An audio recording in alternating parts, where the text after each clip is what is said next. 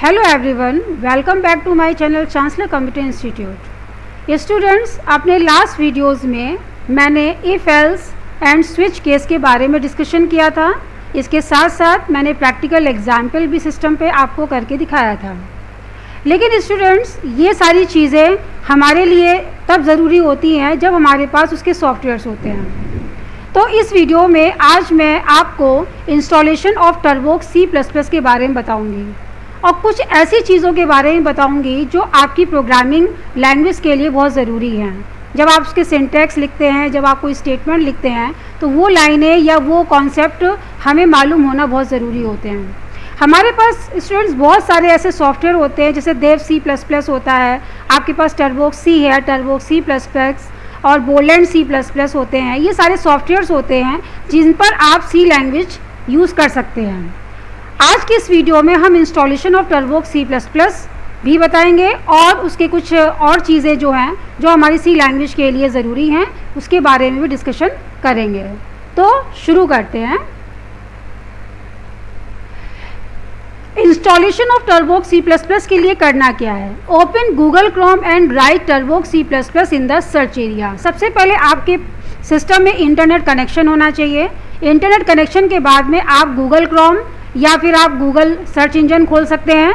तो आप Google Chrome खोलने के बाद वहाँ पर जो सर्च एरिया है वहाँ पर आप टर्बोक्स C++ लिखेंगे। देन आपको वहाँ पर कुछ ऑप्शंस दिखाई देंगे। तो आपको फर्स्ट ऑप्शन आपको दिखाई देगा टर्बोक्स C++ और C for Windows 7, Windows 8, 8.1 and 10। इस पर आपको 32 बिट और 64 बिट का फुल वर्जन मिलेगा। इसको आपको क्लिक करना है। देन तीसरे में क्या करना है, आपको डाउनलोड टर्बोक्स C++ 3.2 फ्रॉम हियर। आपको उस ऑप्शन पे क्लिक करना है और उसको डाउनलोड करना है। जब आप उसको डाउनलोड कर लेते हैं तो डाउनलोड एक फ़ोल्डर आपके सिस्टम में अवेलेबल होगा। वहाँ पर जाकर के क्या करना है, आपको extract downloaded Turbo C C++ 32.zip file, वहाँ पर आपकी जो जिप फाइल होगी उसको आपको एक्सट्रैक्ट करना है। जब आप उसको एक्सट्रैक्ट कर लेंगे तो आपको वहाँ पर रन setup.exe फाइल, setup.exe यानी एग्जीक्यूटिव फाइल को वहाँ पर रन कराना है। Then follow the setup instructions. और जैसे कि आपको मालूम है कि जब भी हम किसी भी सॉफ्टवेयर का सेटअप चलाते हैं तो कुछ उसके इंस्ट्रक्शंस होते हैं जिन्हें हमें फॉलो करना होता है। तो कुछ वो आपसे क्वेरी करेगा, कुछ ऑप्शंस पूछेगा जिन्हें आपको फॉलो करना है। Then click on the TC application file located inside C drive के अंदर, TC के अंदर bin to write the C program. क्या होता है कि जब आप इसका सेटअप पूरा कंप्लीट कर लेंगे तो C जो ड्राइव होती है, C ड्राइव पर TC नाम का एक फ़ोल्डर आपको दिखाई देगा। उसके अंदर आपको बिन नाम का एक फ़ोल्डर दिखाई देगा। जब आप उसको खोलेंगे तो वहाँ पर आपको TC.exe नाम की एक एप्लीकेशन फ़ाइल मिलेगी जिसको आपको ओपन करना है और वहीं पर आपको C की प्रोग्रामिंग करनी है। वहाँ पर आप कोई भी कोड लिख करके अपने प्रोग्राम को वैसे ही रन करा सकते हैं जैसे कि मैंने अपने लास्ट की वीडियोज़ में आपको दिखाया है। तो इस तरीके से आप टर्बोक्स C++ का इंस्टॉलेशन अपने सिस्टम पर कर सकते हैं।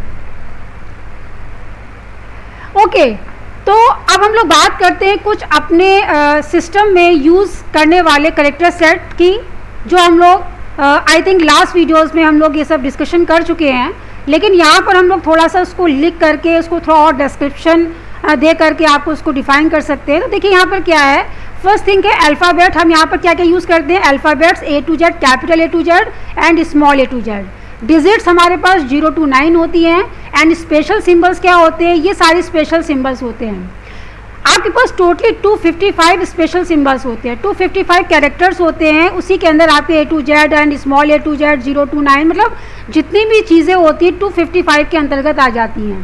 तो ये कुछ स्पेशल सिंबल्स हैं, ठीक है, जिसको आप यहाँ पर यूज़ कर सकते हैं। ठीक है, जैसे @ है, आपके पास राउंड ब्रैकेट्स है, अंडरस्कोर है, प्लस है, माइनस है। तो these are the part of special symbols. तो आप स्पेशल सिंबल्स का यूज़ भी अपनी प्रोग्रामिंग में किसी स्टेटमेंट के लिए, कोई भी सिंटैक्स के लिए यूज़ कर सकते हैं। इसके अलावा हमारे पास वाइट स्पेसेस होते हैं, जैसे स्पेस यूज़ कर सकते हैं आप, हॉरिजॉन्टल टैब का यूज़ कर सकते हैं, वर्टिकल टैब है, ठीक है, न्यू लाइन फॉर्म फीड है, इसका इस्तेमाल कर, जैसे हम लोग /n का यूज़ करते हैं, /t का यूज़ कर सकते हैं। तो इस तरीके से आप वहाँ पर वाइट स्पेसेस का यूज़ कर सकते हैं।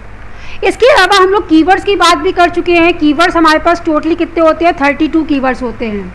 तो धीरे धीरे करके हम लोग अभी इसके बारे में अपने प्रोग्राम में जो जो चीज़ें यूज़ करेंगे हमें पता चल जाएगा कि बेसिकली कीवर्ड्स किस तरीके से यूज़ किए जाए। जैसे हम लोगों ने इंट का यूज़ किया, हम लोगों ने यहाँ पर ब्रेक स्टेटमेंट का यूज़ किया, हम लोगों ने यहाँ पर डिफ़ॉल्ट का यूज़ किया जो हमारे स्विच केस में यूज़ किए जाते हैं, ठीक है, स्विच का यूज़ किया। तो ऐसे यहाँ पर टोटली 32 कीवर्ड्स जैसे auto, break, case, char, const, continue, default, do, double, else, enum, extern, float, for, goto, if, int, long, register, return, short, signed, sizeof, static, struct, switch और typedef, union, unsigned, void, volatile and while. So these are 32 keywords used in C language. Now आपके पास क्या होते हैं, data types भी होते हैं जो pre defined होते हैं। इसके बारे में भी हम लोग लास्ट वीडियोस में डिस्कस कर चुके हैं, लेकिन हम लोगों ने वहाँ पर कुछ ही जो डेटा टाइप्स थे वो यूज़ किया जो हमारे लिए मेन थे।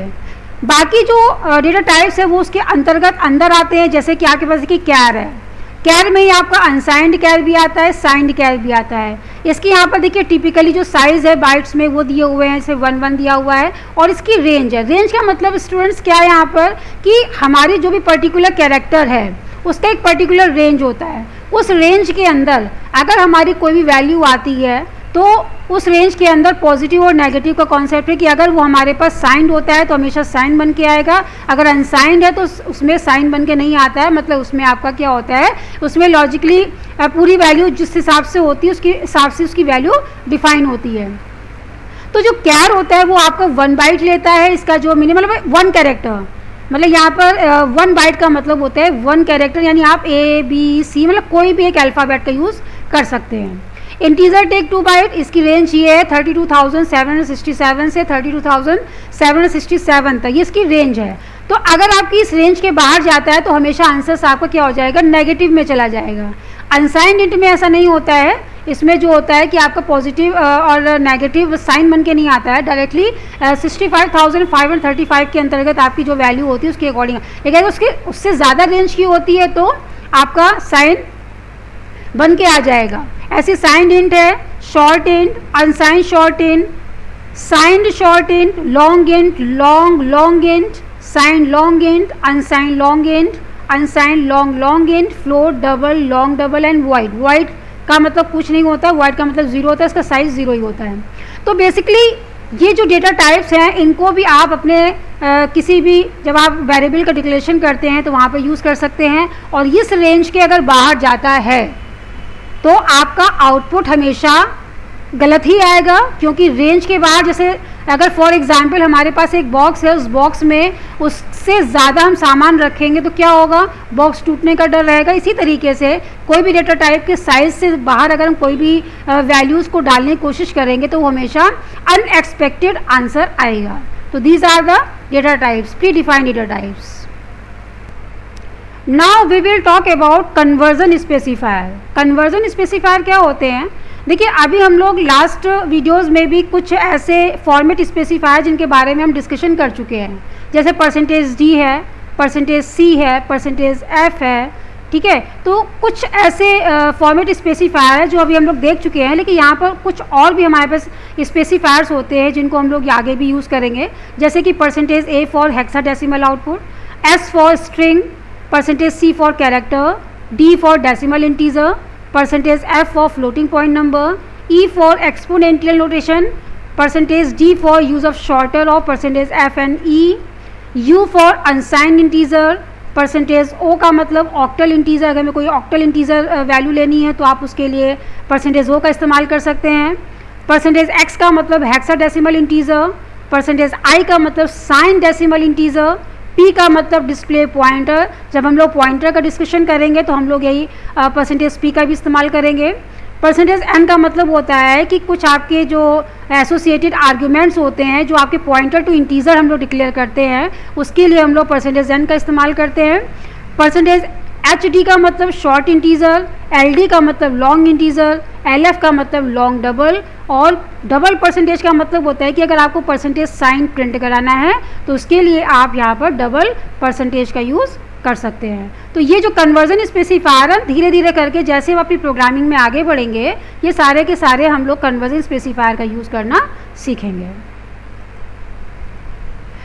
अब हमारे पास कुछ ऐसे बैक स्लैशेस होते हैं, ये भी हम लोग अभी यूज़ कर चुके हैं एक दो, एस्केप सीक्वेंसेस कैरेक्टर जिनको बोलते हैं, जिसमें हम लोगों ने स्लैश एन का इस्तेमाल किया है और स्लैश टी का इस्तेमाल किया है। तो जैसे स्लैश भी यूज़ करते हैं बैक स्पेस अगर आपको यूज़ करना है, स्लैश एफ का मतलब फॉर्म फीड, स्लैश एन का मतलब न्यू लाइन जो हम लोग यूज़ कर ही चुके हैं, आर का मतलब होता है कैरेज रिटर्न, टी का मतलब होता है हॉरिजॉन्टल टैब, और ये स्लैश ये डबल कोट्स होता है अगर आपको डबल कोट लगाना है, क्योंकि वैसे डबल कोट्स का यूज़ हम लोग किसी भी स्ट्रिंग को प्रिंट कराने के लिए करते हैं, लेकिन अगर आपको डबल कोट्स प्रिंट ही कराना है तो आपको उसके लिए स्लैश का यूज़ करना है, सिंगल कोट्स के लिए आपको स्लैश सिंगल कोट का यूज़ करना है, बैक स्लैश के लिए ये यूज़ करना है, वर्टिकल के लिए स्लैश वी का यूज़ करना है, अलर्ट अगर आपको करना है तो आप यहाँ पर स्लैश ए का यूज़ करेंगे, slash question mark is for question mark, slash N का मतलब होता है जैसे अगर आपको ऑक्टल कांस्टेंट का यूज़ करना है तो ये ऑक्टल कांस्टेंट के लिए आप एन का यूज़ कर सकते हैं, एक्सएन का मतलब हेक्साडेसिमल कांस्टेंट, इसमें आपका एन क्या है हेक्साडेसिमल कांस्टेंट है। तो इस तरीके से जो आपके एस्केप सीक्वेंसेस हैं ये भी हम अपने प्रिंटफ स्कैनफ प्रिंटफ जो स्टेटमेंट्स है उसमें हम लोग यूज़ कर सकते हैं। अब हम बात करते हैं precedence and associativity of operators की। देखिए ये टोटली जो होता है मैथ के कॉन्सेप्ट पे डिपेंड करता है। जैसे मैथ में क्या होता है बॉडमास रूल चलता है कि जिसमें आपकी क्या जो एसोसिएटिविटी होती है किसी भी ऑपरेटर की वो हमें कैसे यूज़ करना है। तो यहाँ पर चूँकि प्रोग्राम दिया हुआ है, प्रोग्राम में जो भी आप लिखते हैं वो अपने अकॉर्डिंग ही काम करता है, तो किसका प्रेसिडेंस कैसे यूज़ करना है ये कैसे लेता है तो इसकी एसोसिएटिविटी के बारे में यहाँ पर बताया गया है। तो यहाँ पर देखिए हाईएस्ट टू लोएस्ट की बात की है, आपके पास प्रेसिडेंस पूरा ग्रुप दिया हुआ है, ये ऑपरेटर्स है एंड यहाँ पर लिखा हुआ है एसोसिएटिविटी कि किसकी एसोसिएटिविटी लेफ़्ट टू राइट है और किसकी राइट टू लेफ़्ट है। तो देखिए यहाँ पर क्या है, यहाँ पर सबस्क्रिप्ट यानी यहाँ पर देखिए राउंड ब्रैकेट, स्क्वायर ब्रैकेट और ये माइनस ग्रेटर देन का साइन होता है जिसको हम लोग पॉइंटर के लिए यूज़ करते हैं। हमें कोई फंक्शन डिफाइन करना है, हमें कोई एरे डिफाइन करना है तो इसके लिए हम लोग ये ऑपरेटर्स का यूज़ करते हैं। इसकी एसोसिएटिविटी लेफ़्ट टू राइट होती है। यूनरी ऑपरेटर्स में ये सारी चीज़ें दी हुई हैं, ये प्लस माइनस और ये आपका टाइप ऑफ ऑपरेटर्स हैं, आपका %, साइज ऑफ है, इंक्रीमेंट है, डिक्रीमेंट ऑपरेटर्स हैं, इसका होता है राइट टू लेफ़्ट। मल्टीप्लिकेटिव का मतलब होता है जिसमें आपके डिवीज़न है, मॉडुलस है, मल्टीप्लाई है, लेफ़्ट टू राइट होता है। एडिटिव का मतलब है इसमें प्लस माइनस है जिसमें लेफ़्ट टू राइट होता है। बिटवाइज शिफ्ट ऑपरेटर है जिसमें आपका राइट शिफ्ट है और लेफ़्ट शिफ्ट ऑपरेटर जिसका भी लेफ़्ट टू राइट होता है। रिलेशनल ऑपरेटर्स जितने हैं आपके greater than, less than, greater than equals to, less than equals to, ये आपका लेफ़्ट टू राइट होता है। इक्वलिटी ऑपरेटर में डबल इक्वल्स टू और नॉट इक्वल टू, इसका भी आपका एसोसिएटिविटी लेफ़्ट टू राइट होता है। बिटवाइज एंड का आपका लेफ़्ट टू राइट होता है। बिटवाइज एक्सक्लूसिव और का भी लेफ़्ट टू राइट होता है।